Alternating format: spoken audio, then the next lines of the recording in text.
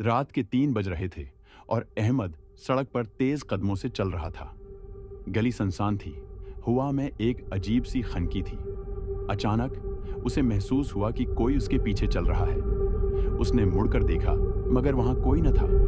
दिल की धड़कन तेज हो गई। अहमद ने चलने की रफ्तार बढ़ा दी, मगर जैसे ही वो मोड़ मुड़ा, साए में एक लंबा कदावर शख्स खड़ा था, जिसकी आंखें गहरी स्याह थी।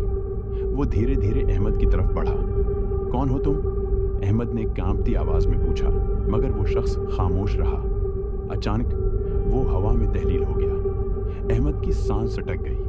वो भागने लगा, मगर जैसे ही घर के करीब पहुंचा, दरवाजा खुद ब खुद खुल गया। अंदर अंधेरा था।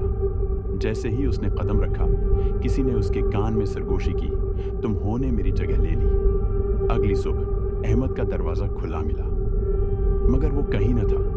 मोहल्ले वालों का कहना था कि रातों को वही साया अब गली में घूमता नजर आता है, जो कभी अहमद के पीछे था। रात के 3 बज रहे थे और अहमद सड़क पर तेज कदमों से चल रहा था।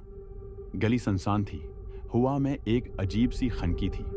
अचानक उसे महसूस हुआ कि कोई उसके पीछे चल रहा है। उसने मुड़कर देखा, मगर वहां कोई न था।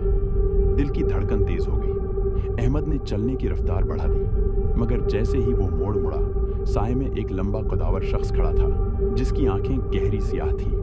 वो धीरे धीरे अहमद की तरफ बढ़ा। कौन हो तुम?